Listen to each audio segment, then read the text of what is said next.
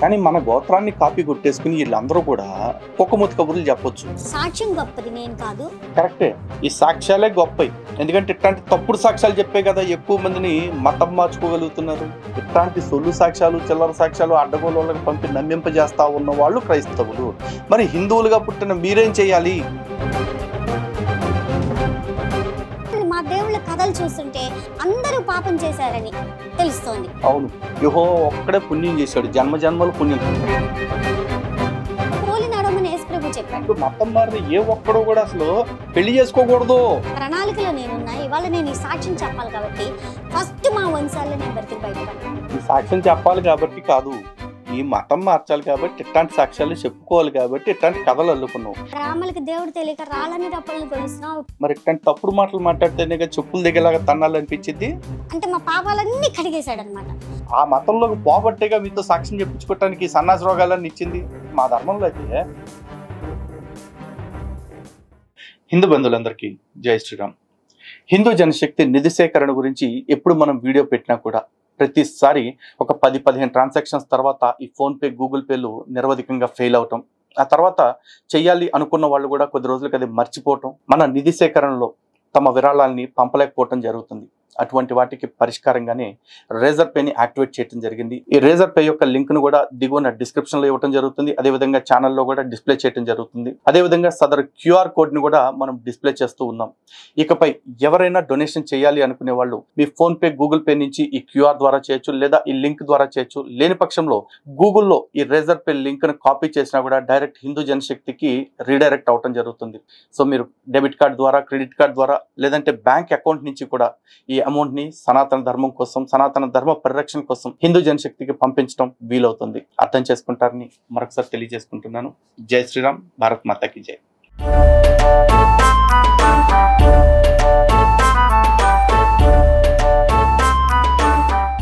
హిందూ బంధువులందరికీ జై శ్రీరామ్.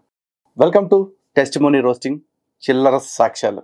మామూలుగా క్రైస్తవులు విమర్శించేటప్పుడు ఆ బాపనోళ్ళు అంటే హిందువులు విమర్శించాలి అంటే నేరుగా హిందువులు అనకుండా బ్రాహ్మణ గ్రంథాలని, లేకపోతే బ్రాహ్మణులని, ఋషుల్ని, మునుల్ని వీళ్ళని అవమానిస్తూ ఈ పిలకగాళ్ళు, లేకపోతే బాపనోళ్ళు, బాపనీచులు, బాపన్నా కొడుకులు ఇట్లా మాట్లాడుతూ ఉంటారు. అదే ఎవరన్నా ఒక వ్యక్తి ఈ బ్రాహ్మణ సమాజానికి సంబంధించిన, ఈ బ్రాహ్మణ కులానికి సంబంధించిన వ్యక్తి మతం మారాడు అనుకోండి, ఎమ్మటే వాళ్ళని బ్రాహ్మణ్యం నుంచి క్రీస్తుని తెలుసుకున్న సద్బ్రాహ్మణుడు అంటూ పెడతారు. అంటే క్రీస్తుని తెలుసుకుంటే సద్బ్రాహ్మణుడు, సనాతన ధర్మంలో ఉంటే మాత్రం అసత్ బ్రాహ్మణుడు అనమాట వీళ్ళు చెప్పే మాటలు. తాజాగా ఇప్పుడు నేను చూపించబోయే సాక్ష్యం చూపితే మీకు అదే విషయం తేటతెల్లమవుతుంది. ఒక్కసారి థంబ్నెయిల్ చూడండి. దూర్వాస మహర్షి బ్రాహ్మణురాలు, యేసయ్యను నమ్మినందుకు కుటుంబం నుండి వెలివేత, బ్రాహ్మణురాలు ఏంజల్ దేవి గారి ఉజ్జీవ సాక్ష్యం.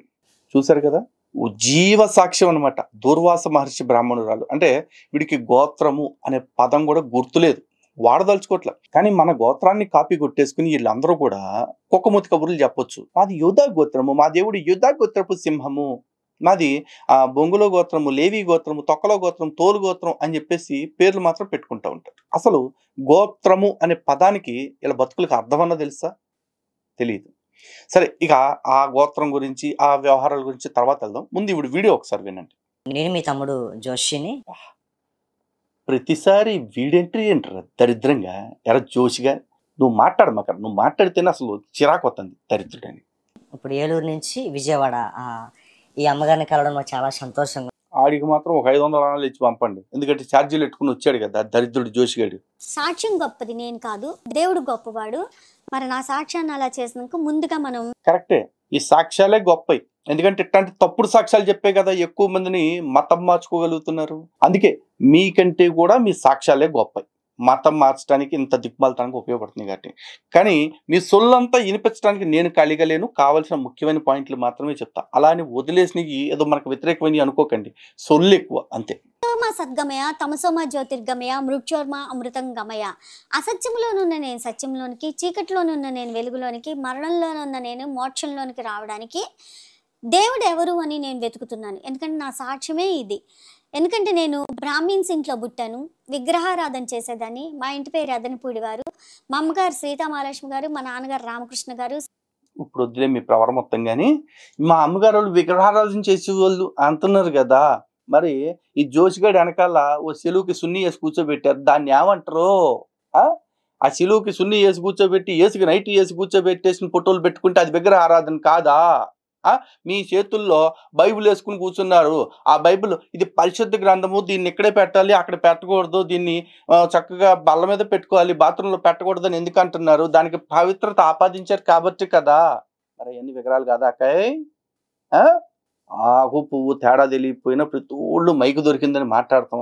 మాట్లాడేవాళ్ళు దొరికారు కదా అని ఎవడి నోట్లో పడితే ఆ నోట్లో పెడతాం, అదే మైకు పెడతాం. జోషిగాడు ఏంటిదంటే వాళ్ళకట్ల భాష. శ్రీవత్స గోత్రీకులం దుర్వాస మహాముని మా ఋషులు, అంటే అబ్రహాం సంతానం, ఆదాం సంతానం అలా చెప్పుకుంటున్నట్టుగా మాకు ఋషులు దుర్వాస మహాముని. ఇట్లా ఇప్పుడు నాకు అర్థం కాల. ఇంతకాలం నువ్వు హిందువుగా ఉన్నప్పుడు మా ఋషి దూర్వాసుడు మా పూర్వీకుడు అన్నావు. ఇప్పుడు నువ్వు చెప్పమ్మా, నువ్వు అబ్రహాం సంతానమా, యాకోబు సంతానమా, లేకపోతే ఇస్సాకు సంతానమా? అంటే సడన్ గా మతం మారిపోతే తండ్రి పూర్వీకులు కూడా మారిపోయారా? మీ అమ్మ పెనుమిటిని కూడా మార్చేసేలాగా ఉన్నారు కదమ్మా మీరు. చి బ్రాహ్మిన్స్, మేము బ్రాహ్మణులు, ఎవరిని ముట్టుకోకూడదు, ఎక్కడ తినకూడదు, ఆచారంగా ఉండాలి, ఇంతే మాకు తెలుసు. విగ్రహారాధన నిత్యము స్తోత్ర శతనామాలు చేసుకుంటూ పూజలు, మహానివేద్యాలు ఇలా చేస్తున్న కుటుంబంలో పుట్టాను. నేను కూడా దేవుణ్ణి బాగా ఆరాధించేదాన్ని, దేవుడు అంటే చాలా ఇష్టం, గుళ్ళు కడిగేదాన్ని, గుళ్ళో ప్రసాదాలు ఇచ్చేదాన్ని. యాజ్ ఇట్ ఈస్ అందరూ చెప్పారు రొట్టె, అందుకే ఇక్కడ వరకు చెప్పాను. అంటే మీకు ఇంటెంట్ ఏంటి అని అర్థం కావాలి కదా.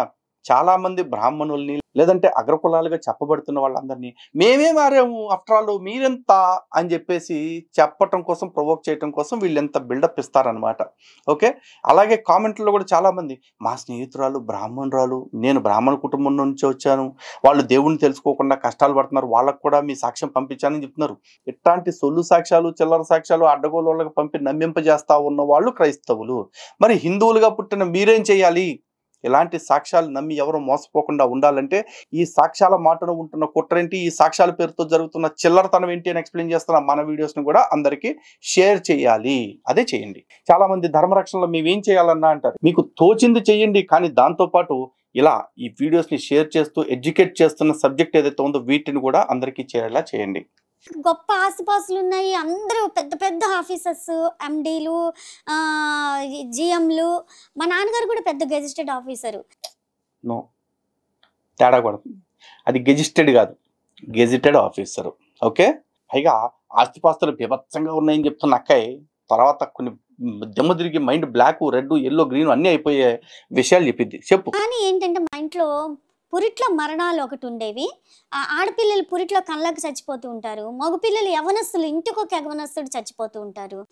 అయితే అది కాకుండా ఆర్థిక ఇబ్బంది, ఎంత పెద్ద పెద్ద ఆఫీసర్స్ అందరూ, ఒకళ్ళు రోగాలతో తినడానికి ఉండదు, ఒకరికి డబ్బు లేక తినడానికి ఉండదు. మా డాడీ కూడా పెద్ద ఆఫీసరే, కానీ తిన్నామంటే తిండి ఉండదు, కట్టుకున్నా అంటే బట్టలు ఉండవు, సరైన ఇల్లు వాకిలి ఉండదు. పోనీ ఎక్కడైనా ఇల్లు అద్దెకి తీసుకున్నా అంటే 4 ఆడపిల్లలు, మేము ఒక మగపిల్ల. సరే, చూస్తున్నారు కదా అక్క దరిద్రాలు ఇవి. ఇందాక పరిచయం, ఇప్పుడు దరిద్రాల పరిచయం. వెళ్దాం. ఒకటి ఆర్థిక ఇబ్బందులు, రెండవది ఏంటంటే పెళ్లి చేస్తే పిల్లలు చచ్చిపోతారేమో కనలేక. ఇది తరతరాల నుంచి వస్తున్న ఆలోచన, ఈ ఆచారం, ఆలోచన కాదు ఆచారం. మా అది ఆచారం కాదు, అందరూ వరుసపెట్టి చచ్చిపోతుంటే ఆచారం ఏంటి? మనిషి చచ్చిపోవటం అనేది సత్యము, ఎప్పటికన్నా చచ్చిపోతాడు.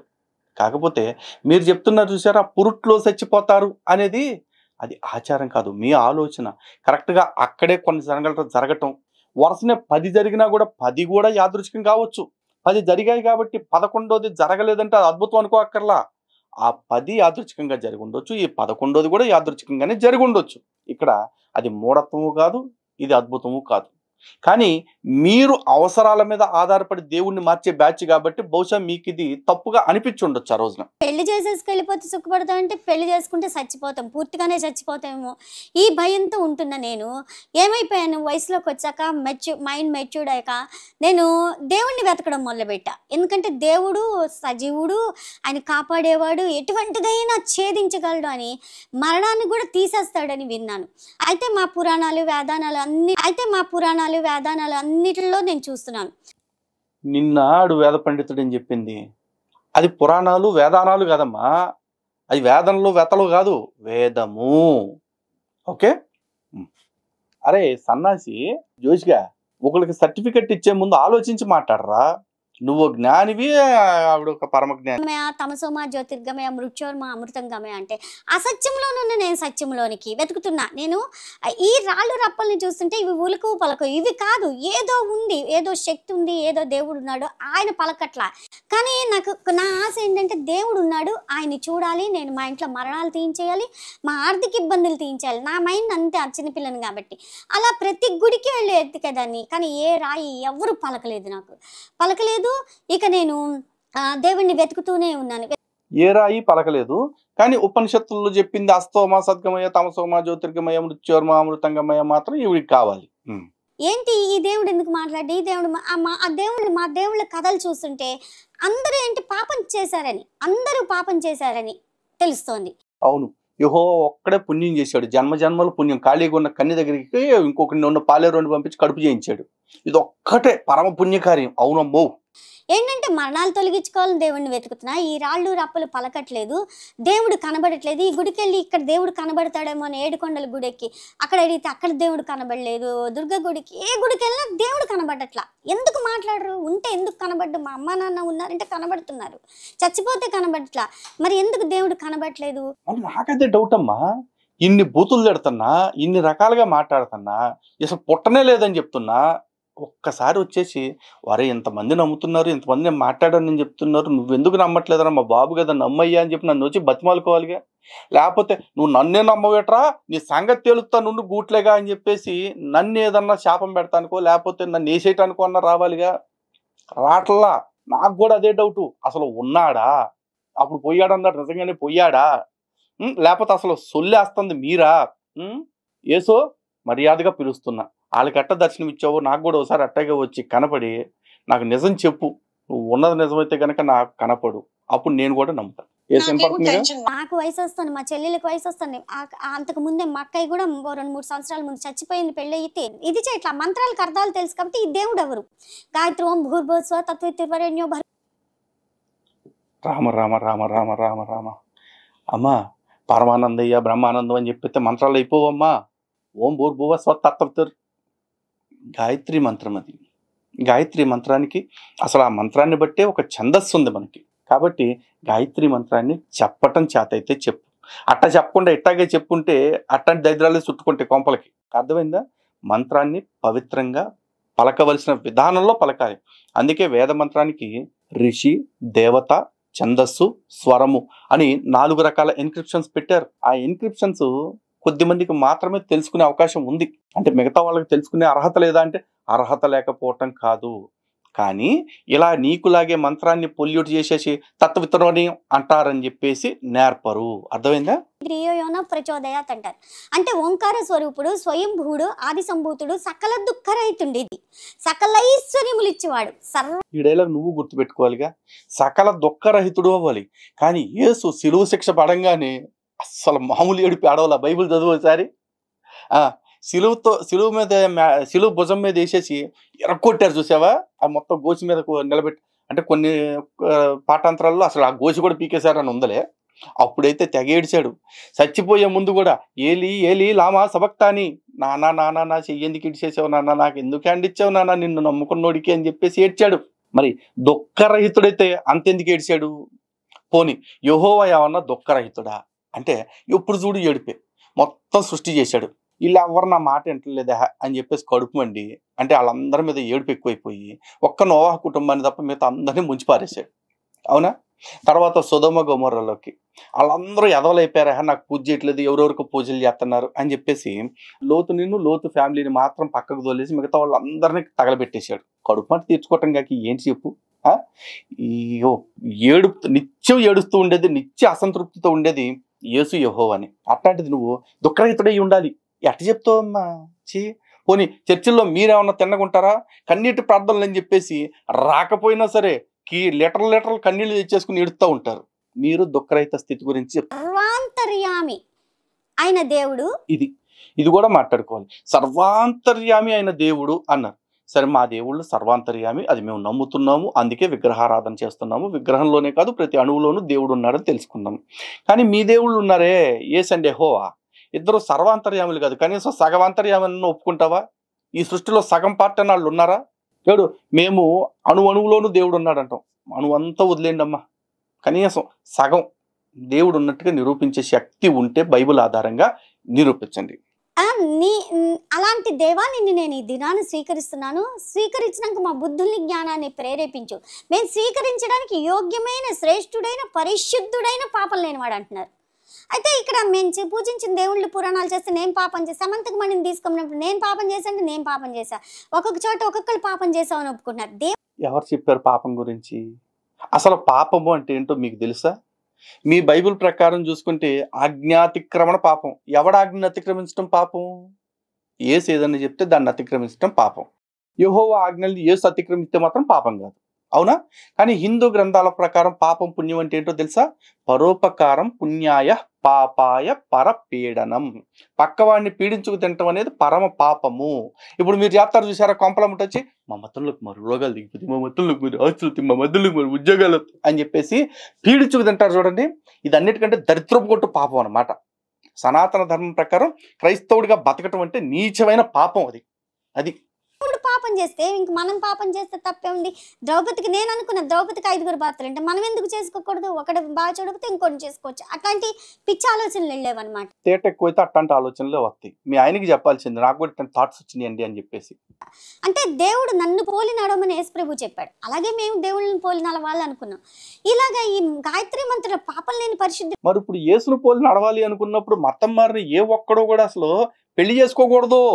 ఎందుకంటే యేసుకున్న ఎక్స్క్లూజివ్ క్వాలిఫికేషనే పెళ్లి చేసుకోకపోవటం అంటారు కదమ్మా. అందుకే క్యాథలిక్స్ అందులో పెళ్లిళ్ళు చేసుకోకుండా ఉంటారు. మరి మీరు యేసును పోలి నడుచుకోవాలి అనుకున్నప్పుడు మీరు కూడా నిల్ డెస్పరెండం అలాగే ఉండాలి అని.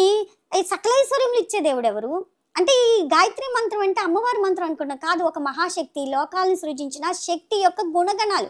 ఆయన సకలైశ్వర్యం ఇచ్చేవాడు, సర్వాంతర్యామి, స్వయంభూడు, తనకు తానై ఉన్నాడు. చూడండి, నేను ఉన్నవాడని అనువాడను అని మోషతో చెప్తాడు. అలా స్వయంభూడు, తనకు తానై ఉన్నవాడు, మరణం లేనివాడు. ఈ స్వయంభూడు 6000 సంవత్సరాల క్రితం సృష్టిని చేశాడు కదమ్మా యెహోవా. మరి 6000 సంవత్సరాల క్రితం అంతకు ముందు సృష్టి లేని కాలంలో యెహోవా ఉన్నాడా లేడా? ఉంటే ఎంతకాలం నుంచి ఉన్నారు? ఒకవేళ ఎంతో కాలం నుంచి ఉంటే అంతకు ముందంతా ఏం చేశాడు?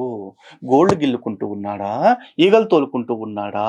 లేకపోతే ఆము తింటూ కూర్చున్నాడా? అది చెప్పండి. స్వయంభువుడు పేరు వరడు బాగుందని వాడేసుకోవటం కాదు, అర్థమైందా? పాపం లేని పరిశుద్ధుడు. సరే, ఈ లక్షణాలు దేవుడు చూపిస్తున్నాడు. సకల దుఃఖరండు, మరణము వచ్చినా కూడా తీసేయగల, ఆ దుఃఖాన్ని కూడా తీసేయగలను అని చెప్తుంది గాయత్రి మంత్రం. మరి దేవుని గుణగణాలు ఇవైనప్పుడు మరి పాపం లేని పరిశుద్ధుడైనప్పుడు వీళ్ళందరూ నేను పాపం చేశాను కాబట్టి ఈ పనికి పనికిరానని ఈ దేవుళ్ళు అంటున్నారు. మరి పాపం లేని పరిశుద్ధమైన దేవుడు ఎవరు? ఏ దేవుళ్ళు అట్లా చెప్పలేదమ్మా. పరమ నీచులైన పాస్టర్ల బడి కొడుకులు కొంతమంది ఉన్నారు, వాళ్ళు చెప్తున్నారు ఎట్లాంటి దిక్కుమాల కథలు. పాపం లేని పరిశుద్ధమైన దేవుడు ఎవరు అది ఆలోచిస్తున్నా. తర్వాత ఏంటంటే సర్వ పాప పరిహార రక్త ప్రోక్షణం ఆవశ్యకం, తద్రక్తం పరమాత్మైన పుణ్యదాన బలియాగమని ఒక వేదంలో ఉంది. అంటే సర్వ పాపాలు మనలో ఉన్న మేము చిన్న ముట్టు అంటూ లేకపోతే ఏదైనా తగిలినకో పసుపు నీళ్ళని, గంగాజలమని, పాలని ఏవో ఒకటి చల్లుకుని పాపం ఆ రోజు పాపం పోతుంది. మరి రక్తపోచనం అవసరం ఎవడు చెప్పాడు? వేదంలో ఉందన్న జోషిగడి చెప్పాడా? చెప్పే ఉంటాడు గూట్లేగాడు. లేదు చిన్నప్పటి నుంచి బేపన పుట్టగా పుట్టానని మాట్లాడుతున్నావు చూసావమ్మా, నువ్వైతే ఖచ్చితంగా అట్లా చదివి ఉండవు. ఎందుకంటే బ్రాహ్మణులు ఎవరైనా సరే వేదంలో ఏదుందో దాని ప్రకారమే నడుచుకుంటారు. కానీ ఏ వేదంలో కూడా రక్తపోచనం ఆవశ్యకం అని లేదు. అది ఏ వేదంలో ఉంది అంటే ఈ క్రైస్తవులు, ఈ పాస్టర్లు, ఈ మత మార్పిడి మాఫియా, ఈ మత మార్పిడి లుచ్చాగాళ్ళు తయారు చేసిన పుస్తకాల్లోంచి మాత్రమే కనపడుతుంది. ఇలాంటిది పట్టుకుని నిన్ను ఆవిడ వేద పండితురాలు అన్నాడంటే ఈ జోషిగాడిని నిజంగా ఉరికిచ్చి కొట్టాలి. అయినా మీకు తెలుసా రక్త ప్రోక్షణం ఆవశ్యకం అని ఎవడు రాసుకున్నాడో? ఈ గాడిద కొడుకులు రాసుకున్నారు. అందుకే వీళ్ళు యేసు సచ్చిన రోజుని గుడ్ ఫ్రైడే అంటారు. ఎందుకంటే అది యేసు సచ్చిన రోజు గుడ్ ఫ్రైడే ఎందుకైందో తెలుసా? యేసు ఈ భూమి మీదకు పుట్టింది సువార్త ఎందుకైందో తెలుసా? ఎందుకంటే మన పాపాల నిమిత్తము ఎవడో వచ్చి చచ్చిపోతున్నాడు కాబట్టి మనకది శుభమే అని ఫీల్ అవుతూ ఉంటారు. అంతే. మరి మనం 1 కోటి రూపాయలు అప్పు చేసాం అనుకోండి, మన అప్పు ఎవడో తీరుస్తాడు అంటే మనకి ఎంత ఆనందంగా ఉంటుంది. అట్టాగే మనం ఎన్ని పాపాలైనా చేసుకోవచ్చు. You are permitted to do పాపం యార్. మీ పాపాలన్నిటి తరఫున నేను కొట్టించుకుంటాగా మేకులు అని ఒకడు వచ్చాడు, మరి అలాగది నచ్చుద్ది. ఎందుకంటే వీళ్ళందరికీ పాపాలు చేయడానికి పర్మిట్ ఇచ్చేసినట్టు అయిపోలా, వీళ్ళు కూడా దేవుళ్ళ పాపాల గురించి మాట్లాడుతున్నారు దరిద్రులు. ఇలాంటి పాపాలన్నీ సర్వ పాప పరిహారం, అన్ని పాపాలు పోవాలంటే సర్వపాప పరిహారం రక్త ప్రోక్షణ అవసరం. నీ గంగాజలంతో కానీ పసుపు నీళ్ళతో కానీ వీటితో కాదు, రక్తంతోనే, రక్తం చల్లబడితేనే నువ్వు పరిశుద్ధుడు అవుతావు. అంతే, క్రైస్తవ మతం అంతే కదా, నరబలి మీద నిలబడ్డ మతం. ఒక మనిషి వస్తే ఆయన చంపేసి నీ రక్తం చల్లితే కానీ మా పాపాలు పోవాయా అని చెప్పేసి ఒక నరుణ్ణి బలిచ్చిన తర్వాత పుట్టిన మతం అది. మరి అట్లాంటి మతం ఇంత రాక్షసంగా కాకపోతే ఇంకెట్ట ఆలోచిస్తుంది? సర్వపాప పరిహార రక్త ప్రోక్షణ మాసకం తద్రక్తం. ఆ రక్తం ఎవరిదై ఉండాలి? పరమాత్మైన పరలోకమందున్న ఆత్మదై ఉండాలి. పరలోకమందున్న ఆత్మ ఎవడు? దేవుడిదై ఉండాలి. అంటే తద్రక్తం పరమాత్మైన పుణ్యదాన బలియాగం. ఆ యొక్క పరలోకమున్న ఆత్మ బలియాగం చేస్తే రెండు విషయాలు మాట్లాడుకుందాం. మొట్టమొదటిది పరలోకంలో ఉండే పరమాత్మ యొక్క రక్తం అన్నారు. ఇందాకే కదమ్మా మాది విగ్రహారాధన అనుకుంటాము అన్నావు. మరి విగ్రహారాధన అంటే ఏంటి? ఒక పరమాత్ముడికి రూపాన్ని ఇచ్చుకుని ఆ రూపం ద్వారా మనం పరమాత్మ మీద దృష్టిని నిలుపుకుంటూ అనంతుడైన ఆ పరమాత్ముని, అవ్యయుడైన ఆ పరమాత్ముని ఆరాధిస్తూ ఉంటాం కదా. విగ్రహం ఎందుకు కావాల్సి వచ్చింది ఇక్కడ మనుషులకి? దీన్ని చాలా మంది అమాయకత్వం, మూర్ఖత్వం, చాణక్యం, అమాయకం, ఇరికించం అంటారు కదా. శివరాకరికి విగ్రహారాధనని వ్యభిచారంతో పోల్చిన మీ దేవుడు కూడా ఏం చేశాడు? తన కొడుక్కి పైన ఒక విగ్రహం తొడిగి, అంటే ఒక రూపాన్ని తొడిగి పంపించాడు. ఒరే నువ్వు కిందకి వెళ్ళి అర్జెంటుగా చచ్చిపో, నువ్వు చస్తే తప్ప ఇలా పాపాలు పోవు అని చెప్పి పంపించాడు. ఆత్మనే పంపించే పనిగా వచ్చి మరి ఆత్మకు రూపం ఎందుకు కావాల్సి వచ్చింది అంటే, చివరికి మనుషులకి విగ్రహం అవసరం అయితే పర్లేదు, అది ఒక చిన్న మ్యాటర్. కానీ మీ దేవుడికి కూడా మనుషులకి ఏదన్నా చెయ్యాలి అంటే ఆ విగ్రహమే అవసరమైంది. అలాంటిది మీరు కూడా విగ్రహారాధనకు వ్యతిరేకంగా మాట్లాడుతున్నారు. మీ బతుకులు తగలయ్యా అని ఉమ్మాలని ఉందమ్మా, కానీ ఆడదాని అయిపోయావని చెప్పేసి ఏం అనట్లా. ఓకే, ఆ యాగమైన వాడు కార్చిన రక్తంలో మనకి మోక్షం ఉందంటారు. అయితే బలియాగం చేసే దేవుడు ఎవరు? తర్వాత ప్రజాపతిర్దేవేభ్యో యజ్ఞం కృత్వా ప్రాయశ్చిత్. ప్రజల్ని పరిపాలించేవాడు ఆయన యజ్ఞం చేస్తే ప్రాయశ్చిత్తం అవుతుంది అంటారు. ఈ యజ్ఞం అయ్యేవాడెవరు? యజ్ఞం చేసేవాడెవరు? నాకు అర్థమయ్యేది కాదు. పాత సామెత ఎప్పటి నుంచో వింటున్న దెయ్యాలు వేదాలు వల్లించడం అని చెప్పేసి ఇప్పుడు చూస్తున్నాను అంతే. ఆ తర్వాత ఏంటంటే ఓం బ్రహ్మపుత్రాయ నమః, ఓం కన్యసుతాయ నమః, ఓం మృత్యుశూలారుంధాయ నమః, ఓం మృత్యుంజయాయ నమః, ఓం శివాయ నమః, ఓం సదాశివాయ నమః. ఇలా మంత్రాలు చాలా ఉన్నాయండి. అవి మంత్రాలు కాదమ్మా, అష్టోత్తరాలు. Okay, first of all. And ఇంకోటి ఓం బ్రహ్మపుత్రాయ నమః అంటే ఈ కర్మగాలి యేసు గురించి అనుకుంటున్నావేమో. కాదమ్మా, ఓం యెహోవా పుత్రాయ నమః, లేకపోతే పరిశుద్ధాత్మ పుత్రాయ నమః, లేకపోతే ఓం యోసేపు పుత్రాయ నమః అనుకోవాలి. లేకపోతే ఓ యూదులు అన్నారు కదా, ఓ వ్యభిచార పుత్రాయ నమః, అవి అనుకోవాలి మీరు. బ్రహ్మపుత్రాయ నమః లాంటి పెద్ద పెద్ద మాటలు మీరు వాడుకోకూడదు. అండ్ నెక్స్ట్ ఇంకోటి ఏంటో అన్నావు, ఓం కన్యసుతాయ నమః. కన్యసుతాయ నమః అనేది ఏ అష్టోత్తరాల్లోనూ లేదమ్మా, ఏ అష్టోత్తరాల్లోనూ లేదమ్మా. అష్టదరిద్రాలు ఎక్కడ ఉన్నాయంటే మీ చర్చిల్లో మీరు చెప్పుకునే వీటిల్లో ఉన్నాయి. ఈ అష్టదరిద్రాలని మీరు అష్టోత్తరాలు అని చెప్పుకుంటాను అంటే మీ కర్మమ్మ. అండ్ ఇంకోటి అదన్నావు, ఓ వృక్షశూల అరుంధాయ నమః, అది వృక్షశూల అరుధాయ నమః. ఇది కూడా మా పురాణాల్లోని, మా వేదాల్లోని, మా గ్రంథాల్లోని, మా దేవతల స్తోత్రాలు కాదమ్మా. కేరళలో చచ్చిపోయాడమ్మా కేసీ చాకో అని చెప్పేసి. ఆడు ఒక మిషనరీ మత మార్పిడి అమ్మా. ఆడు వీటిని మంత్రాలు అని చెప్పి రాసుకొచ్చాడమ్మా.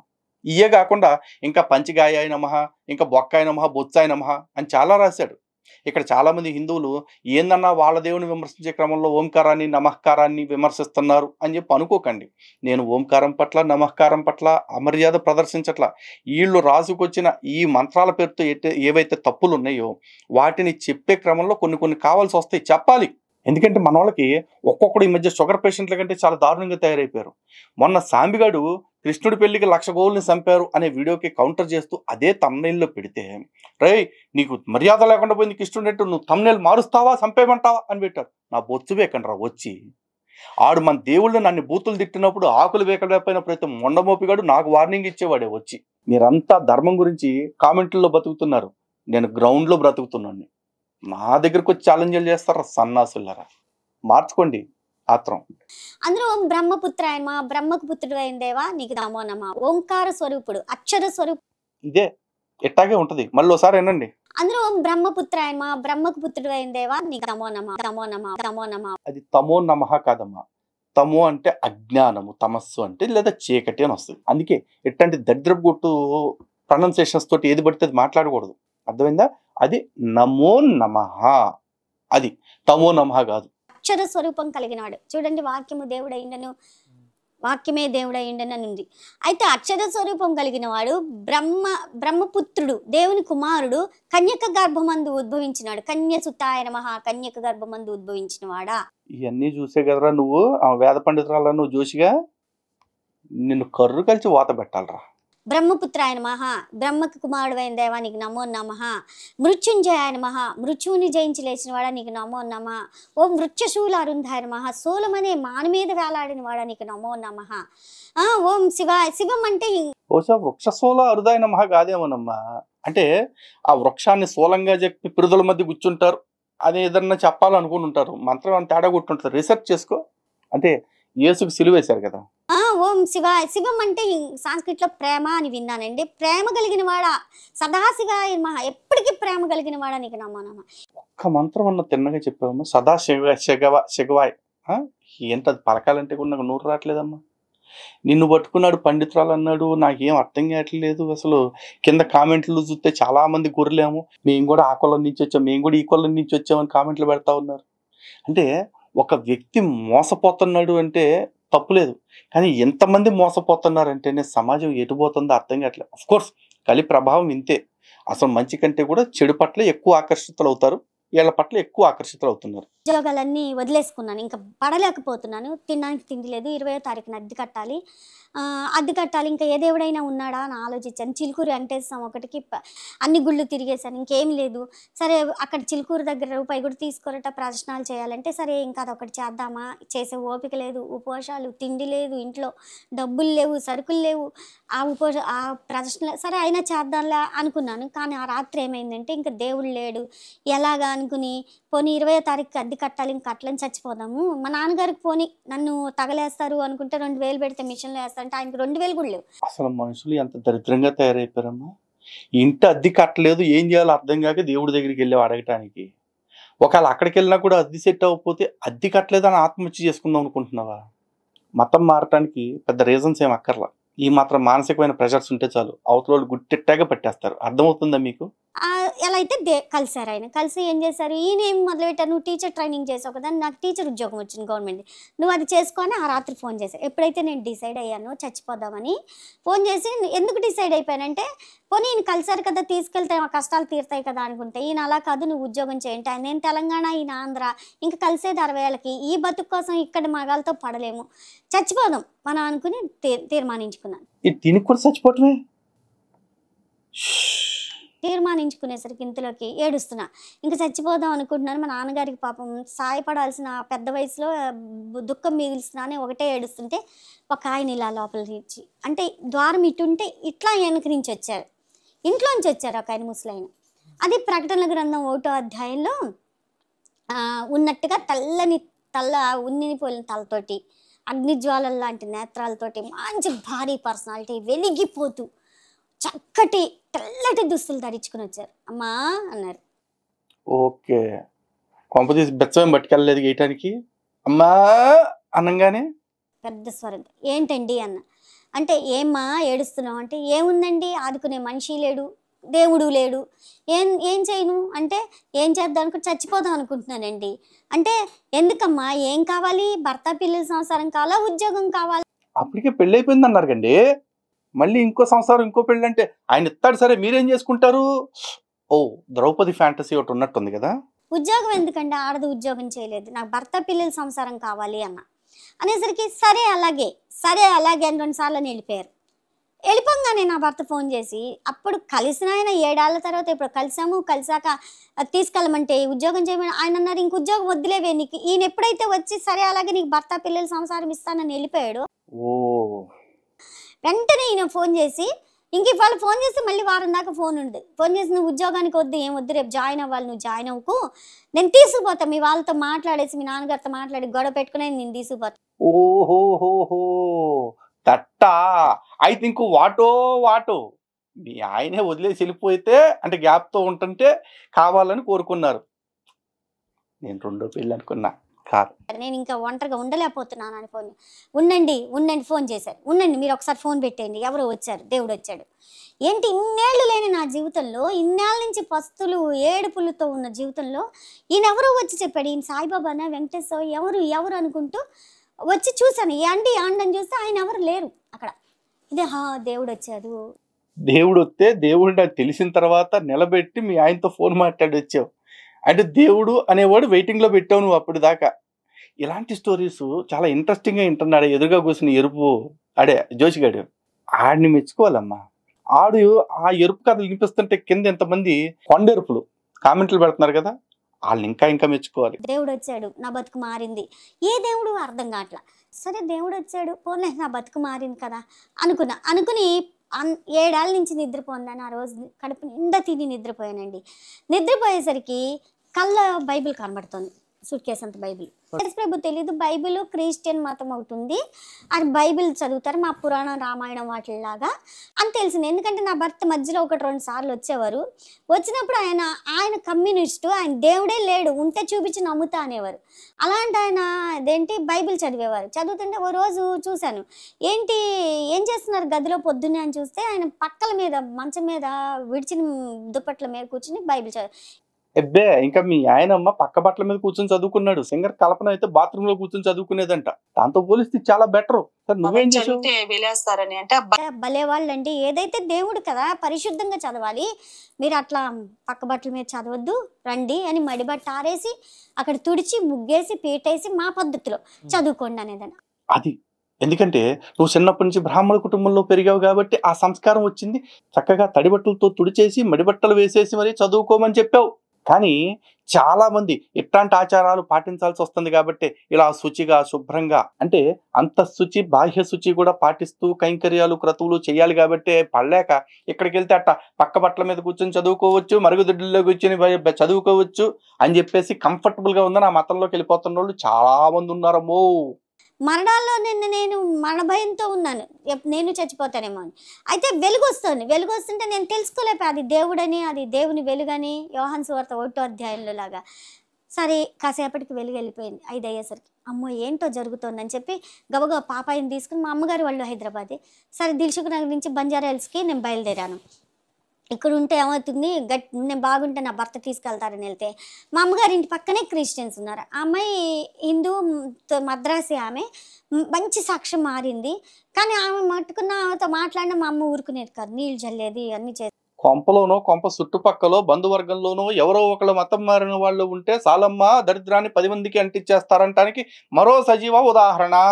ఏమా రమా ఏంటి ఇలా వచ్చావుంది అంటే, బాగున్నావా అంది. బాగున్నాను లక్ష్మి అన్న. లక్ష్మి రాత్రి నుంచి బైబిల్ కనబడుతుంది, ఏంటంటో జరుగుతుంది అంటే, బైబిల్ కనబడుతుందా అంది. ఓయ్ అరవు మాకు, మా అమ్మ విందంటే నన్ను రానివి దీంట్లోకి చంపేస్తుంది అని చెప్పా. అంటే కాదమ్మా అరుపంటావా, బైబిల్ ఎవరికి కనబడదమ్మా. మరి అసలు ఒకడు అట్లాంటి మాట చెప్పంగానే ఇలాగ ఉత్సాహం ఆగదు కదా, అట్లాగే ఆశ్చర్యపోద్ది. మరి ఒక మాట నిందామె ఏమంటే, నువ్వు రక్షింపబడితే నీ ఇల్లు రక్షింపబడుతుంది. మా ఇంటి నుంచి వెళ్ళేటప్పుడు తీసుకెళ్తాను, ఈ బైబిల్ తీసుకుని మా అమ్మ వాళ్ళు చూడుకొని తెచ్చుకుని చదువుతున్నా. 5 రోజులు చదువుతాను దాన్ని, 5 ఏళ్ళు చదివాను. అయితే ఈ లోపు ఏమైంది, బైబిల్ తెచ్చి బైబిల్ అండి లక్ష్మి ఇచ్చింది బైబిలు. నేను ఒకప్పుడు అడిగాయండి, మన ఇద్దరం భార్యాభర్తలు, మీరు నవ్వుతూ ఉంటారు నేను ఏడుస్తూ ఉంటాను, ఎందుకు మీరు హ్యాపీగా ఉంటారంటే, నువ్వు కూడా యేసు ప్రభువుని నమ్ము, నమ్మితే నువ్వు కూడా నవ్వుతూ ఉంటావు అంటే. మీ ఆయన అట్లా చెప్పాడు కదమ్మా, ఆయనకు ఒకసారి తీసుకెళ్లి కొన్ని చర్చలు చూపించు. కన్నీటి ప్రార్థనలో జరుగుతాయి, కన్నీటి ఆరాధనలు అని చెప్పేసి, కన్నీటి పూజలు, కన్నీటి వ్రతాలు అని హిందూ ధర్మంలో ఎక్కడా లేవమ్మా. వేదవది అలాంటి విషయాలు వారికి తెలియక మీకు ఏదో చెప్పేశారు. ఓకే వెళ్ళేశారు, నాకు ఎవరు చుట్టాలు మాట్లాడరు, ఇంట్లో అన్నం పెట్టినా కంచాలు బయట పడేస్తారు, వెలివేశారు. ఇప్పుడు కూడా ఎవరు మాట్లాడరు. Wow, give them a big round of applause. శాల్వా కూడా కప్పేవాడిని వాళ్ళు నాకు పరిచయం ఉండుంటే. ఈ రోజు కూడా నా దిగులు అదే, నా కళ్ళల్లో బాధ అది. అయినా నేను వాళ్ళ గురించి ఏం భయపడినా, నేను శ్రేష్టమైన దేవుడిని పట్టుకున్నా, ఆయన అన్యుల్ని వెలివేశాడు. ఎందుకంటే ఆ దేవుడి కంటే గొప్ప వాళ్ళు కాదుగా. నేను ఇక్కడే పాపం పెదరాయుడు అని చెప్పేసి ఒక కామెడీ స్కిట్ ఒకటి తీశారులే, ధర్మవర సుబ్రహ్మణ్యం గారిది. ఆయన ఊరు చివర ఒంటరిగా ఉంటాడు, ఎవరో వచ్చి అడుగుతారు, ఏమండి ఏమిటి ఈయన ఊరు బయట ఉంటున్నాడు అంటే, ఆయన ఊరు బయట ఉండలేదండి, ఊర్లో వాళ్ళందరినీ ఆయన వెలేసి అది ఊరయింది, ఈయన ఒంటరి అయ్యాడు అని చెప్తారు. మీ దేవుడు కూడా అంతే, అందరినీ వెలేసి చివరికి మీ దేవుడు వెంట్రుడి ఎత్తాడు. సిగ్గుపడలా, మోమాట పడలా, బాధపడలా, అవమానం తలంచలా. ఎందుకంటే నేను దేవుడి వైపు చూసుకుంటున్నా, దేవుడి వైపు వెళ్ళిపోతున్నా, నాకే లోటు రాలా. మనిషి మీ దేవుడు చెప్పాడుగా మరి అక్కడ, నా నిమిత్తము తన తల్లినైనను తండ్రినైనను బిడ్డలనైనను ప్రాణమునైనను ద్వేషింపకున్న ఎడల నా శిష్యుడు కానేరడు అని చెప్పాడుగా. అట్టాగే నేను మీ కొంపలో శాంతిని పెడతానికి వచ్చాను అనుకున్నారేమో. శాంతి లేదు, డిస్కో శాంతి లేదు, నేను మంటడటానికే వచ్చాను. కొంపలో 5 ఉంటే ప్రతి ఇద్దరికి ప్రతి ముగ్గురికి పెంట పెంట చేస్తాను అని చెప్పాడు. మీరు అదే ఫాలో అవుతున్నారు. ఏ లోటు రాలా, మనుషుల పైన నాకే లోటు రాలా. అయితే ఇప్పుడు ఏమైంది, సరే బైబిల్ తెచ్చుకున్నాను. యాండి బైబిల్ చదవమంది, ఏంటి చదవమంటారా అని అడిగాను. నేను మొండిదాన్ని కాదు, ఎవరైనా ఒక పని చేస్తే తప్పేంటి, దేవుడే కదా. నేను అల్లాని వాటిని కొలిసింది కూడా అందుకే దేవుడే కదా అని. తప్పమ్మ, కొన్నిటిలో మొండిగానే ఉండాలి. ఇప్పుడు మొగుడి వల్ల పిల్లలు పుట్టట్లేదు అని ఫీలింగ్ నీకు వచ్చిందనుకో, మొగుడు వల్ల పుట్టకపోతే ఎవరో ఒకరి ద్వారా ట్రై చేయకూడదా అని ఆ పక్కన వాళ్ళని ఈ పక్కన వాళ్ళని అడగరు కదా సపోర్టు.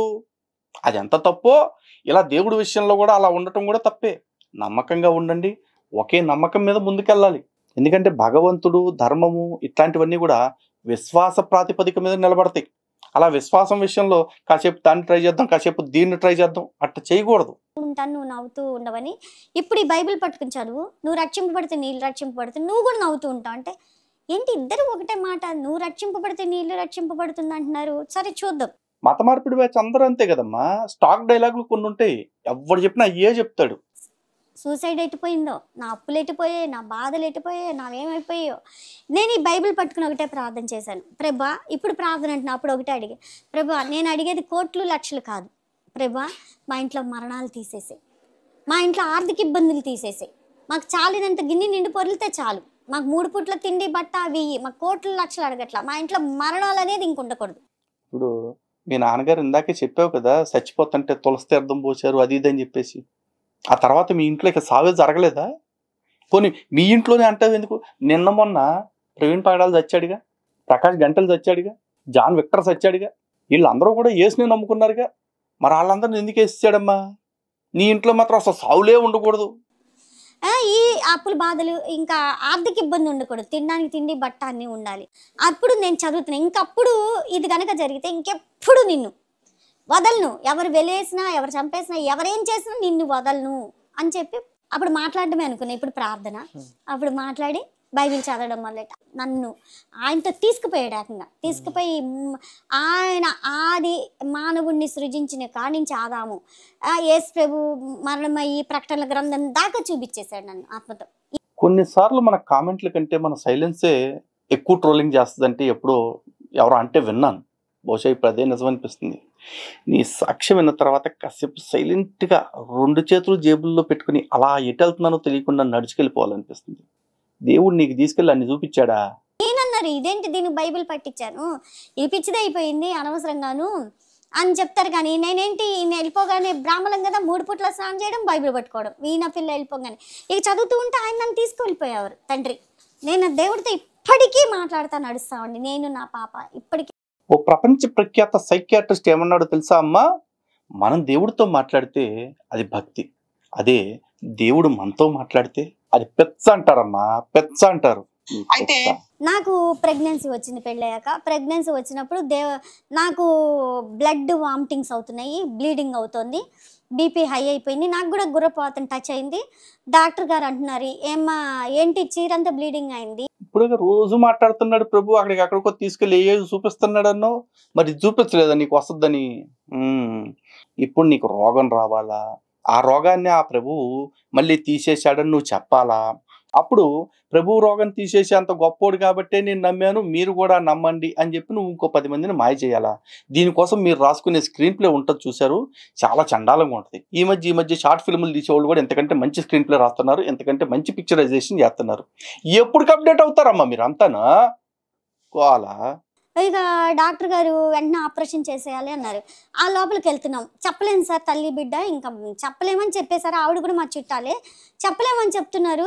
సార్ మా నాన్నగారు వాళ్ళు ఏడుస్తున్నారు, అయిపోయి ఈ పిల్ల కూడా అయిపోయింది మనకి, మన ఇంట్లో కూడా స్టార్ట్ అయింది, ఏడుస్తున్నారు బయట అందరూ. నేను ఆపరేషన్ టేబుల్ మీద వెళ్తూ పోతే పోనీలే అనుకుని వెళ్ళాను.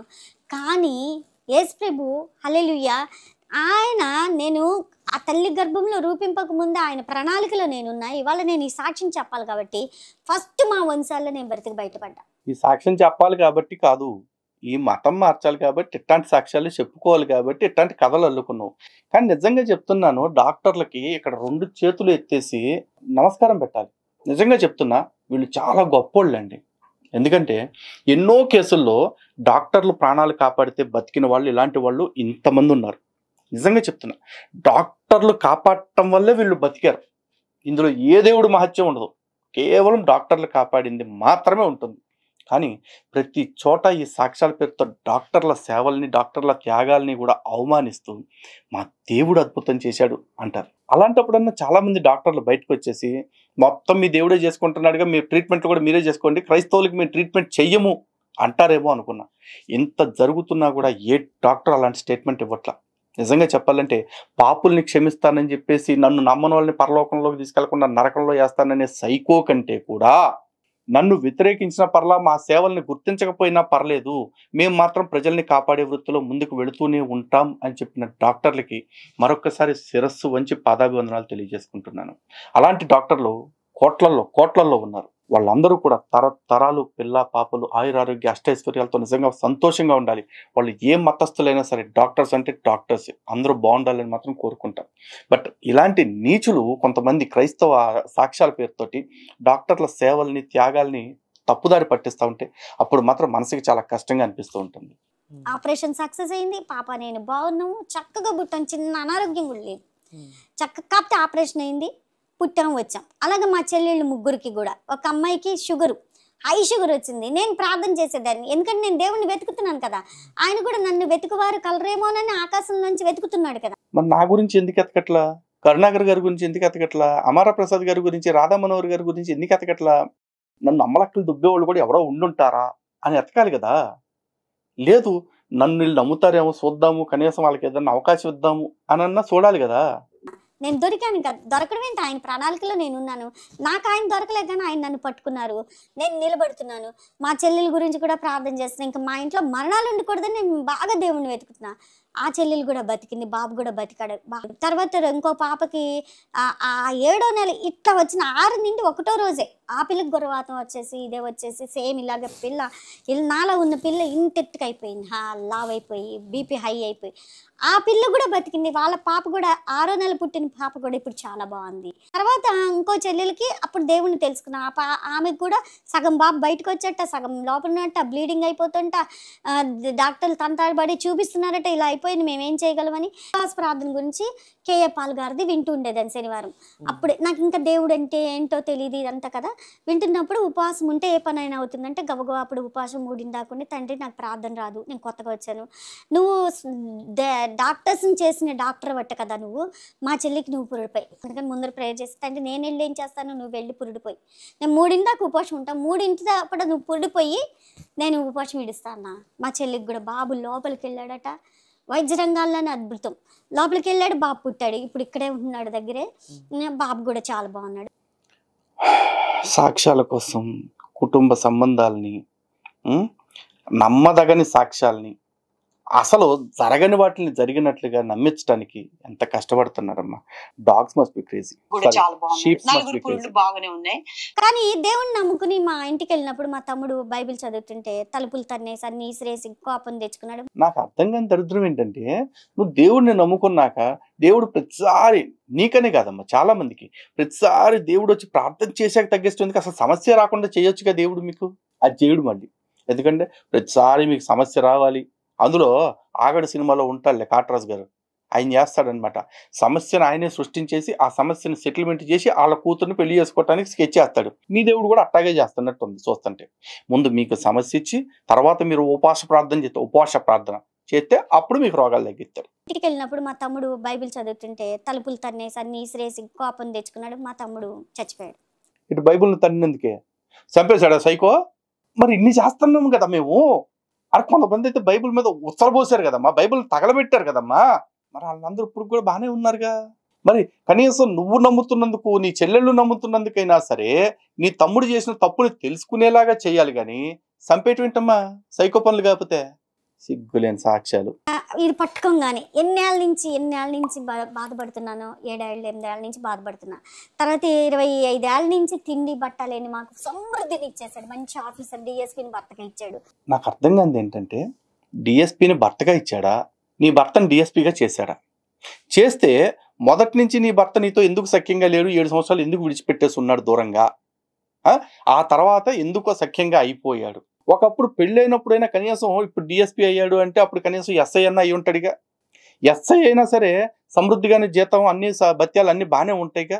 మరి నిన్ను ఉద్యోగం చేయటం గురించి ఏ కారణం చేత విడిచిపెట్టాడు?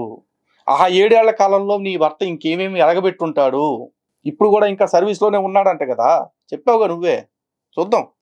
తర్వాత పాప చక్కగా చదువుకోవడం అది మొదలెట్టింది. మా చెల్లెలు కాపురాలు ఇప్పుడు బాగుపడ్డాయి. అయ్యగారు ఏం చేస్తారమ్మా? ఏసీపీ అండి ఇప్పుడు ACP. Assistant commissioner of police. Okay. అది ఇప్పుడు ఏసీపీకి వచ్చాడంటే అప్పుడు కనీసం ఎస్ఐ నుంచి స్టార్ట్ చేసి ఉంటాడు ఆయన జీవితం. ఆయన మర్చిపోయినప్పుడు, ఆయన చచ్చిపోయినప్పుడు దేవుడు ప్రత్యక్షమవుతాడు. అయ్యి నువ్వు నన్ను మర్చిపోయి భోగాలకు అలవాటు పడ్డంటే, అయ్యా నుంచి నా కారుతో తీసి నిప్పుతో నా నోరు శుద్ధి చేయంటే శుద్ధి చేస్తాడు. అది నేను ఆయన ప్రకటించాలి కాబట్టి నన్ను శుద్ధి చేయడానికి నాకు క్యాన్సర్ పెట్టాడు. చక్క 2 నెలలు బాగున్నా, 3వ నెలలు నాకు ఇక్కడ. నేను చెప్పలా, ఈవిడ సాక్ష్యం చెప్పాలి కాబట్టి ఈమెకి క్యాన్సర్ ఇచ్చాడంట వాళ్ళ దేవుడు. నిజంగా చెప్తున్నాండి, సైకో. ఇప్పుడు నన్ను ఎవరన్నా పొగడాలి అంటే నేను వాళ్ళకి సాయం చేస్తే వాళ్ళకి పొగడాలనిపిస్తే పొగుడుతారు. కానీ నేను వాళ్ళ కష్టాలు క్రియేట్ చేపించి వేరే వాళ్ళ ద్వారా నేను వెళ్ళి వాడికి సాయం చేసి ఇప్పుడు నన్ను పొగడపోతే నీ సంగతి తెలుస్తుంది అన్నాను అనుకోండి, ఎంత దరిద్రంగా ఉంటుంది. వీళ్ళ దేవుడి పేరుతో చేసేవాడు కూడా ఎంత చండాలమే చేస్తుంది. నేను చెప్పాను, పోనీ ఏమే చెప్పిందిగా. 8 నిమిషాలు మధ్యాహ్నం కొద్దిగా 1 గంటకి భోంచేద్దామంటే నొప్పి వచ్చింది. సార్ దొనకొని డ్యూటీకి వెళ్ళారు, అంకుల్ దొనకొని డ్యూటీకి వెళ్ళారు. వెళ్ళినప్పుడు అంటే పండు నొప్పి కొన్ని మందులు పంపించండి కానిస్టేబుల్తో అన్నాను. పంపించారు, వేసుకున్న లేదు. సాయంత్రానికి ఇంత లావైపోయింది. ఇంకా ఈ పెద్ద హాలు, పరుగులు, కారిపోవడం, పరుగులు నొప్పిస్తే ఇంకా నరకం చూసేస్తున్నాం. లాస్ట్ స్టేజ్ తెలుసుకున్నాం మేము. తెలుసుకునేసరికి సరే ఏదో పండు నొప్పి కదా అని పండు డాక్టర్ దగ్గర తీసుకెళ్తే ఆయన 2-3 ఇంజక్షన్లు మందులు ఇచ్చారు, తగ్గలేదు. తర్వాత సార్ క్యాన్సర్ 3 రోజుల కంటే 3 రోజులే సార్, ఇది క్రాస్ ఏదో అవుతుందంట, అది అయితే ఇంక ఉంటారు. ఏం క్యాన్సర్ ఇచ్చింది వాళ్ళ దేవుడే, 3 రోజులు ఛాన్స్ ఇచ్చింది మాత్రం డాక్టర్లు. ట్రీట్మెంట్ ఎవరు చేస్తారో చూడండి. ఇప్పుడు నేను అన్నాను, నాకు 91 దేవుడిని తెలుసుకోగానే 91 కీర్తన రోజు చదవమని వస్తుంది అనేసరికి నేను ఎందుకు అలా బాధపడతారు, సౌజ్ఞలు మాట కూడా లేదు, మందు కూడా మింగలేను. ఇందులో జాయ్ చెరీస్ అన్నప్పుడు ఇంగ్లీష్ వాళ్ళు సువార్త చెప్పేవారు టీవీలో, మన వాళ్ళకి ఇంకా తెలియదు. జాయ్ చెరీస్ కదమ్మా, జాయ్సీ మెరీ.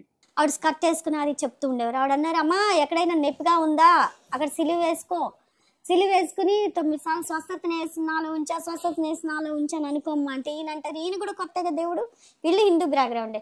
అయితే ఈయన అన్నారు, ఏమి ఆ మంత్రం అనుకోవే అంటే, ఇంకా నేను కూడా మందులు మింగలేను కదా. నొప్పి వచ్చినప్పుడల్లా ఆ నొప్పి ఎలా అంటే ఇంకా భూమి కదిలిపోతుంది అనమాట. అప్పుడు స్వస్థతని నాలో ఉంచాను. 9 సిలువలు వేసుకుని 9 సార్లు అనుకోగానే 13వ రోజు లేచాను. 3వ రోజు చచ్చిపోతాను దాన్ని. 13 సిలైన్లు 16 సిలైన్లు రోజు. అసలు ఆ 13 రోజులు కూడా సెలైన్లు పెట్టించకూడదమ్మా. మొత్తం మీ దేవుడు అద్భుతాలు చేస్తానన్నప్పుడు ఆ సెలైన్లు పెట్టేసి సగం క్రెడిట్ ఆ డాక్టర్లకు ఎందుకు ఇవ్వాలి? అసలు అది కూడా ఇవ్వకుండా ఉంటే బాగుండేది, దగ్గర వదిలిపోయేది. తర్వాత అన్నం సాయించదు క్యాన్సర్ వాళ్ళకి. గొంతు నొప్పి, ప్రార్థన చేయలేను, మాట్లాడలేను, బొంగురిపోయింది. అట్లా ఉన్నప్పుడు ఓ పాస్టర్ గారు వచ్చి ఇప్పుడు వీళ్ళ తమ్ముడిని బైబుల్ని ఒక్క తందు అన్నంగానే చంపేశాడంట. అఫ్కోర్స్ యెహోవా దేవుడు చంపడానికి పెద్ద కారణాలు ఏం అక్కర్లేదండి. ఇప్పుడు పరమ భక్తుడైన లోతు భార్య ఊరికి వెనక్కి తిరిగిందని ఆమెను చంపేశాడు. యోధా కొడుకుని ఎందుకు చంపాడో తెలియకుండా, కారణం లేకుండా చంపేశాడు. ఉదయంతో కలవనన్నందుకు మరిదిని చంపించేశాడు. ఇట్టాగే ఉంటుంది. అలాంటిది మీ తమ్ముడిని చంపడం పెద్ద ప్రాబ్లం కాదు. కాకపోతే నాకు అర్థం కాదు ఏంటంటే, నీకు కేవలం పరీక్ష పెట్టడం కోసం క్యాన్సర్ ఇచ్చిన మీ దేవుడు 2 ఏళ్ళు నీకు తిండి తిప్పలు కూడా లేనంత పరిస్థితుల్లో నిన్ను ఎందుకు శిక్షించాడు? నువ్వు ఎంత పాపం చేసుంటావో, ఎంత అతిక్రమణ చేసుంటావో. ఉత్తిపుణ్యాన్ని అయితే అంత శిక్ష పడు కదా. ఎందుకంటే దేవుణ్ణి నమ్మని కమ్యూనిస్ట్గా ఉన్న నీ భర్తని శిక్షించలేదు, నీ భర్తకి క్యాన్సర్ ఇవ్వలేదు. నిన్ను నీ భర్తని వేలేసేసిన మీ కుటుంబ సభ్యుల్ని కూడా దేవుడు క్యాన్సర్లు ఇవ్వలేదు, ఏం శిక్షలు ఇవ్వలేదు. నీకిచ్చాడా? నీకు మాత్రమే ఇచ్చాడా? కుటుంబంలో నీతో పాటు నీకు పుట్టిన బిడ్డకు కూడా ఇచ్చాడని నువ్వే చెప్పావు. అంత దరిద్రమైన జబ్బు ఎందుకు ఇచ్చాడు నీకు? ఏం పాపం చేసావు? ఆలోచించుకో. కాకాని తోటకు 5 వారాలు వెళ్ళండి, అక్కడ 7 వారాలు వెళ్ళండి, మీ ప్రార్థన బలం సరిపోవట్లేదు, అక్కడ ప్రార్థన చేయించుకుంటే మీకు తగ్గుతుందంటే, సరే ఈయన అప్పుడు మేము చిన్న ఉద్యోగం కదా ఎస్ఐ గారుగా చేస్తున్నారు, 30,000కి 7 వారాలు కారు మాట్లాడి కారులో పంపించారు. 5వ వారం వెళ్ళాం, నీళ్ళు మర్చిపోయాం, పీపాలు నీళ్ళు మర్చిపోయాం, ఆ గుడ్లో ఏమైనా నీళ్ళు లేకపోతే 7 వారాలకి 30,000 పెట్టి ఆ రోజుల్లోనే క్యాబ్ మాట్లాడి అప్ అండ్ డౌన్ సర్వీస్ మాట్లాడారు ఎస్ఐ గారేగా అంట. చేసుకున్నా నీళ్ళు మర్చిపోయాం, పాప కానిస్టేబుల్ ఉన్నారు, హోంగార్డులు, దగ్గొచ్చేస్తుంది. అందరూ అమ్మ నీళ్ళు ఇవ్వండి అంటే ఎవరి దగ్గర నీళ్ళు లేవు, కార్లో వదిలేసాము. నా గుడ్లు బయటకు వచ్చి చచ్చిపోయానండి. చచ్చిపోయిందంటేమా? అక్కడ చచ్చిపోయాను నాన్న, పడిపోయాను. దేవుడు వచ్చాడు, రామ్మా తీసుకెళ్తున్నా, పైకి వెళ్ళిపోదాం అన్నారు. నేను ఏంటి ప్రభా ఆగు, ఇలా తీసుకెళ్ళిపోతే ఎట్లా అంటే ఏమ్మా అన్నారు. అంతా నీ ఇష్టానికి లాక్కెళ్ళిపోతే వచ్చేస్తుంది మరి. ఏమ్మా అంటే ఏంటి ప్రభా, మా బ్రాహ్మణులకి దేవుడు తెలియక రాళ్ళని రప్పల్ని కొలుస్తున్నావు, పలకవు ఊలకవు. మరి ఇట్లాంటి తప్పుడు మాటలు మాట్లాడితేనే చెప్పులు దగ్గరలాగా తన్నాలనిపించింది. దేవుళ్ళు తెలియక రాళ్ళని రప్పల్ని కొలుస్తున్నావు.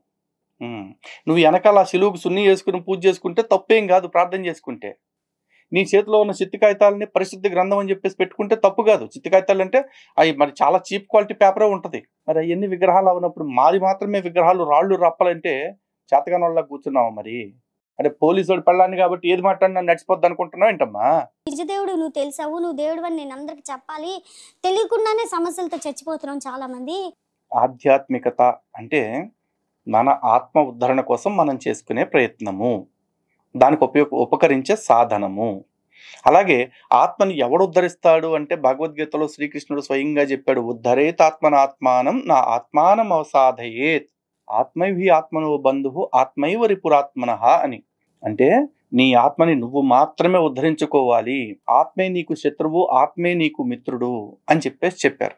అలాంటిది మీరు మాత్రం ఎందుకయ్యా మతం మారేది అంటే, నేను మారితే చాలదు, నా చుట్టూ ఉన్న వాళ్ళందరినీ మతం మార్చాలి, ఆ పెంట నేను తొక్కితే చాలదు, ఆ తలా కొద్దిగా పుయ్యాలి అని అనుకుంటారు.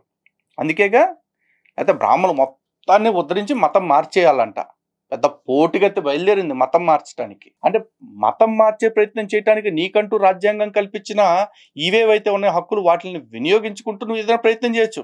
కానీ మేము రాళ్ళు రప్పలను పూజ చేస్తున్నాం అంటే ఆ రాళ్లే నిజం, ఆ రప్పలే నిజం. ఎవడో నా పాపాల కోసం చచ్చాడు అనే మాట అబద్ధము, వాడి పుట్టుక అబద్ధము, వాడి బ్రతుకు అబద్ధము, వాడు చావు అబద్ధము, వాడు నా పాపాలు తీసేది అబద్ధము. ఎందుకంటే నేను చేసిన పాపాలకి నేనే శిక్ష అనుభవించాలి, నేను చేసిన పుణ్యాలకి నేనే ఫలితం అనుభవించాలి. అలా విధిని సెట్ చేసిన ఈ విగ్రహాలే నిజం, సనాతన దేవుళ్ళు మాత్రమే నిజం. నా పాపాల కోసం వచ్చానని చెప్తున్న కట్టు కథలు మేము నమ్మం, అలాంటి అబద్ధాల మాయలో మేము పడం. నీ దగ్గరికి వచ్చేస్తే నేనేం చేయను ఇప్పుడు అన్న అంటే అందరూ అలాగే అంటారమ్మా, 2 రోజులు పోయాక మర్చిపోతారు. ప్రభువుకి ఎంతమంది గూటం పెట్టారో, ఉంచితే 2 రోజుల్లో మొత్తం ఒక ప్రపంచం మొత్తాన్ని మతం మార్చేస్తాను అని చెప్పేసి మొత్తం బతికించిన తర్వాత ఇప్పుడు దారిని ఆడి దొబ్బేస్తా ఉండుంటారు. దేవుడు పాపం ఎంత కడుపు మంటతో అన్నాడు, అందరూ అట్టాగా చెప్తారులేమ్మ యాదోళ్ళు అని చెప్పేసి. రోగం నయమయ్యా కానీ అలా అనుకు ప్రభా, ఒకసారి నిన్ను నువ్వేం నమ్మడం కాదు, నువ్వు మమ్మల్ని మాట్లాడడం కూడా రాదు దేవుడితో వందనంగా. నీకు ఎవరితో మాట్లాడుతూ రాదు, ఆ జోషిగడికి ఏమైనా వచ్చేంటి, ఆడిట్టగా మాట్లాడుతున్నాడు. నడిచిపోద్ది చేతిలో నల్లట్లోనూ పేర్లలోనేమో ప్రభు ప్రభు ప్రభు అని 2 సార్లు అంటే చాలు, ఏ పాపిచ్చి మాట మాట్లాడినా నడిచిపోద్ది. మీకు అలా కుదురుతుంది మరి. నువ్వు మమ్మల్ని నమ్ము, నిన్ను నమ్మడం కాదు, నువ్వు నన్ను నమ్ము. ఒకవేళ నేను నీ గురించి చెప్పబోతే నన్ను, నా భర్తని, నా బిడ్డను కూడా తీసేసుకో, చంపేసేయి. చంపేస్తాడు, చెప్పినా చంపేస్తాడు. ఎందుకంటే ఇట్లా చచ్చిపోయిన వాళ్ళు చాలా మంది. మొన్న బక్కాడి గడు చచ్చిపోలా, అయితే ఏ హాస్పిటల్కి రాయను స్పష్టంగా మాట్లాడారండి. ఏ హాస్పిటల్కి నారాయణకి రాయనా అన్నారు. అక్కడ గుంటూరు దగ్గర కదా, అంటే హడారికి వెళ్ళాలి కదా. హాస్పిటల్ వద్దు ప్రభా నువ్వు ఆపరేషన్ చేయంటే, నేను ఆపరేషన్ చేస్తానని ఎవరు చెప్పారు అంటే, ఎవడా చెప్పిన ఎదవా అని అంటాడు. నిన్న ఆదాంకి ఆపరేషన్ చేసి పక్కటెముక నుంచి స్క్రీన్ చేసావు కదా, మత్తు కలిగించాగా. నువ్వు ఆపరేషన్ చేస్తే సెకండ్లో నయం అవుతుంది, నేను వెంటనే వెళ్ళి పని మొదలెడతా, అందరికి చెప్తాను, అందరికీ చెప్పాలి. అయితే బ్రాహ్మణులకి అందరికీ చెప్పాలి నువ్వు నిజ దేవుడు అని, మనం మనం పూజించేవి ఇవి కాదు నిజమైన దేవుడు అని చెప్పాలి. అంటే బ్రాహ్మణులకు కాదు, ముందర క్రిస్టియన్స్కి చెప్పు, నువ్వు వాళ్ళు నమ్మి కూడా తెలుసుకోవట్లేదు అన్నారు. సరే ప్రభా అన్నాను. విన్నారు కదరా గొర్రెలారా, ముందు మీరు బాగుపడి సావండి, మీరే సరిగ్గా లేరనే యేసే చెప్పాడంట. నేను ఎప్పటి నుంచో చెప్తున్నా, ఈ గొర్రెలు ఒక్కడ తిన్నగా లేడు, అందరూ యదో సాక్ష్యాలు చెప్తున్నారు, అందరూ యదో సొల్లు చెప్తున్నారు మతం మార్పిడి కోసం అని చెప్పేసి. ఇప్పుడు మీ దేవుడే చెప్పాడంట డైరెక్ట్గా. ఇప్పుడు కన్నా నమ్మి చావండి దరిద్రులారా. కాకపోతే ఆ ఏంజలక్క నాకు అర్థం కావట్లేదు, నీకు ఇంత క్యాన్సర్ ఇచ్చిన మీ దేవుడు అద్భుతాలు చూపించడానికి అన్నాడు కదా, మరి 2 ఏళ్ళు ఎందుకు ఉంచాడు? సరే 2 ఏళ్ల తర్వాత వచ్చాడు అనుకో, ఇక బాగా వెళ్దాం అని ఎందుకు అన్నాడు? అద్భుతాలు చూపించడానికి నీ ద్వారా చెప్పించడానికి వచ్చాను కదా, తగ్గిస్తాను ఉండమ్మా అని ఎందుకల్లా? అంటే ముందు నీతో బేరం సెట్ చేసుకోవాలి. తీరా తగ్గించిన తర్వాత నీ పాటికి నువ్వు మళ్ళీ మీ ఆయనతో కలిసి హనీమూన్కి వెళ్ళిపోతే కుదరదు. అలాగా ముందే దేవుడికి నువ్వు మాట ఇవ్వాలా, తగ్గిస్తే నేను నీతో పట్టే నీ గురించే ప్రచారం చేస్తాను స్వామి అని. ఎందుకంటే ప్రచారం లేకపోతే మన మతం పడిపోయిద్ది. మన ప్రభు పేరుని పాస్టర్లు కూడా గుర్తుపెట్టుకోరు ప్రచారం లేకపోతే. అంత ప్రమాదకరమైన స్థితిలో ఉండే మతం మాది. అంత అల్పమైన దేవుడమ్మా మీ దేవుడు. అందుకని ముందు అలాంటి కమిట్మెంట్ తీసుకున్నాడు. సో ఇదంతా సొల్లని తెలిసినా కూడా కాస్త సింక్రనైజ్ చేసుకుంటూ ఏదో ఎంటర్టైన్మెంట్ ఇస్తున్నాను, దయచేసి అర్థం చేసుకోండి. సరే అప్పుడు ఏం చేశారు? నువ్వు ఆపరేషన్ చేయ ప్రభు అనగానే ఇలా గొంతు తీశారు. చూసావమ్మా చెవుని ఎత్తురు కారుతుంది అన్నారు, చూపించారు. అవును ప్రభు వాసన కూడా వస్తుంది అంటే బాగు చేసి పెట్టానంటే ఇది వద్దు ప్రభు, ఇది పాడేసేయండి, మళ్ళీ ఇది పాడైతే నేను చెప్పలేను, నాకు కొత్త గొంతు ఇవ్వండి అంటే కొత్త గొంతు ఎక్కడి నుంచి ఇవ్వను ఆయనకు తెలీదా? ఆకాశంలో అవయవాల కర్మాగారం ఉంది కదా, మనుషుల గొంతులు తయారవుతాయి కదా.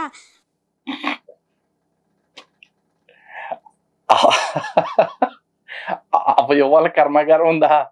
మనుషుల గొంతులు తయారవుతాయా?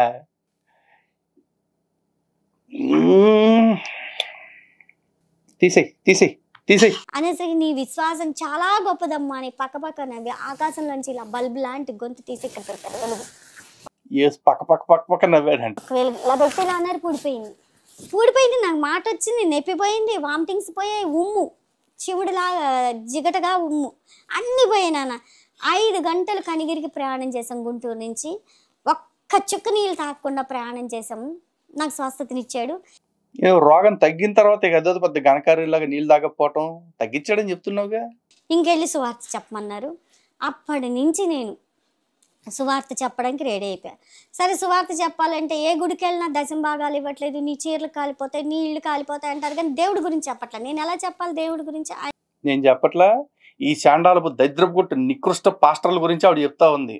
సువార్త చెప్పకపోతే కొంపలు కూలిపోతాయి, గుడారాలు కాలిపోతాయి, దశంభాగాలు ఇవ్వకపోతే మీ బతుకులు బస్టాండ్ అయిపోతాయి అని చెప్తున్నారట. మేము కూడా అది చెప్తున్నాం యదవుల గురించి. ఎవడు ఎంటలేదమ్మా. చూడండి ఇర్మియా గ్రంథం, అసలు మా ఇంట్లో ఈ పాపాలు ఎందుకు, మరణాలు ఎందుకు, ఇవన్నీ ఎందుకంటే ఇర్మియా గ్రంథం 4వ అధ్యాయము 3వ అధ్యాయము 24వ వచనం.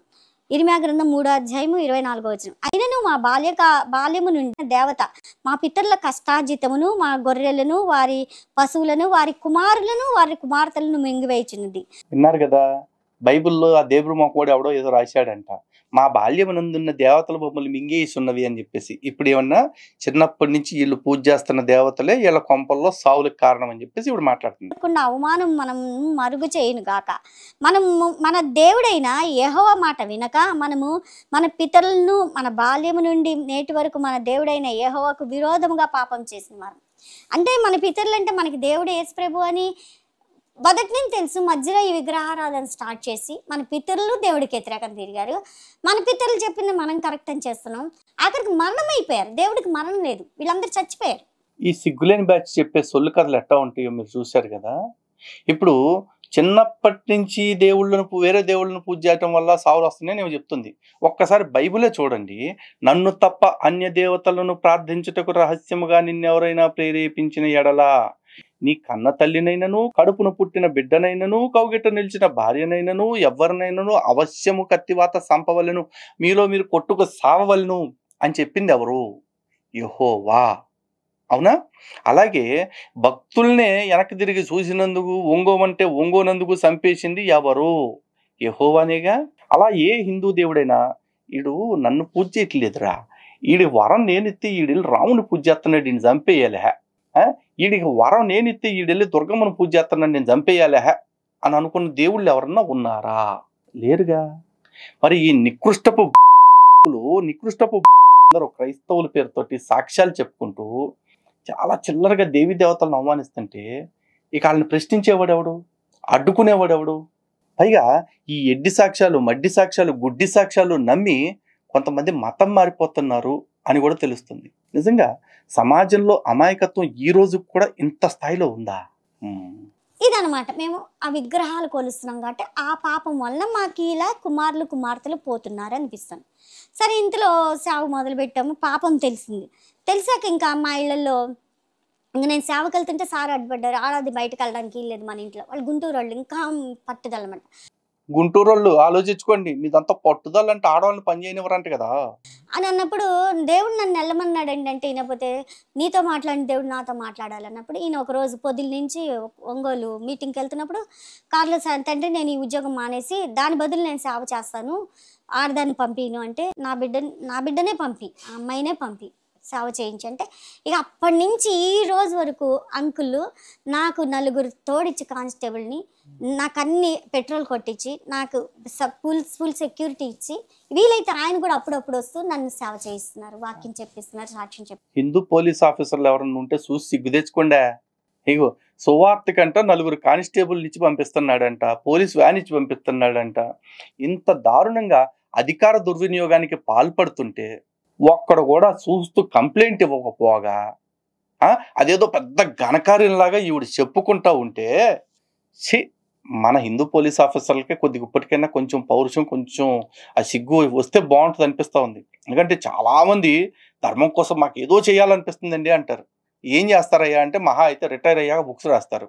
అలా జరుగుతుంది. తర్వాత పాపకి కూడా క్యాన్సర్ వచ్చింది. మరి పాపాలు ఉన్నాయిగా, పాప ఎంతమందికి ఎన్ని పాపాలు ఉన్నాయి? మీరు ఏం పాపం చేశారు? మీరు చిన్నప్పుడు విగ్రహారాధన చేశారు అంటున్నారు. అది ఒకవేళ పాపం అనుకుని మీకు క్యాన్సర్ ఇస్తే ప్రపంచవ్యాప్తంగా విగ్రహారాధన చేసే ప్రతి హిందూకి క్యాన్సర్ వచ్చేయాలి. మరి అత్యధికంగా క్యాన్సర్ ఏ దేశాల్లో వస్తుందంటే పాశ్చాత్య దేశాల్లోనే వస్తుంది. పోనీ మీరు చేసిన పాపానికి మీకు శిక్ష అయితే పర్లా, పసిపిల్లకి శిక్ష ఎటువంటి? పసిపిల్లకి క్యాన్సర్ ఇస్తే పాపాలు ఉన్నాయిగా. ఏం బతుకులమ్మ అసలు. పాపకు కూడా పొట్టలో క్యాన్సర్ వచ్చింది. అది కూడా ఇప్పుడు వాళ్ళకి మహిమను చూపించుకోవటానికి, మీతో సాక్ష్యాలు చెప్పించుకోవటానికి ఇచ్చిందేగా. దిక్కుమాలి 10 రోజులు ఉపవాసం ఉండమంటే తీసేసాడు దేవుడు. తర్వాత ఈయనకి ఒళ్ళంతా బొల్లు వచ్చేసింది. బొల్లు వచ్చినప్పుడు కూడా నువ్వు 40 రోజులు ఉపవాసం ఉండన్నారు అంటే మా పాపాలన్నీ కడిగేశాడు అనమాట. తర్వాత మా మేనకోడళ్ళు, మా వాళ్ళందరూ కూడా మా ఇంట్లో అందరూ ఇప్పుడు పురుళ్ళు పోసుకున్నారు, హాస్పిటల్ దాకా వెళ్ళారు. మీ ఆయనకు ఇప్పుడు బొల్లు కూడా తగ్గిపోయిందా? మరి ఒళ్ళుండా బొల్లు వచ్చిందన్ను. ఇన్ని రోగాలు ఇచ్చినోడు అంటే మీతో సాక్ష్యం చెప్పించుకోవటానికి మీకు ఇన్ని రోగాలు ఇచ్చాడంటే అట్లాంటి మతంలోకి పోతున్నారా మీరు? ఆ మతంలోకి పోబట్టేగా మీతో సాక్ష్యం చెప్పించుకోవటానికి సన్నాసి రోగాలన్నీ ఇచ్చింది.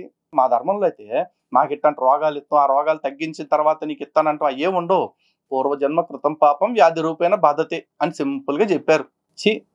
ఏంటంటేనే అసహ్యం పడుతుంది. ఏదేమైనా నువ్వు ఈ సావులు ఆగిపోవాలని కోరుకోవటం, మీ కొంపలో వరుసమ్మట అందరికీ క్యాన్సర్లు రోగాలు ఇవ్వటం, తర్వాత అది మీ ఆయన నువ్వు అధికార దుర్వినియోగం, 4 కానిస్టేబుల్ని మీకు రక్షణగా ఇచ్చి పంపించడం అంటే మీరేం చేస్తారో అన్న భయమా? మిమ్మల్ని ఎవరన్నా ఏమన్నా చేస్తారో అన్న భయమా? మరి నాకు అర్థం కావట్లా. ఎందుకు ఇచ్చి పంపించాడు అంతమందిని? ఇప్పుడు కూడా విధుల్లో ఒకవేళ మీ ఆయన ఉంటే తక్షణం మీ వీడియో చూసైనా సరే ఆయన ఉద్యోగంలో నుంచి ఆయన్ని అర్జెంటుగా తప్పించాలా.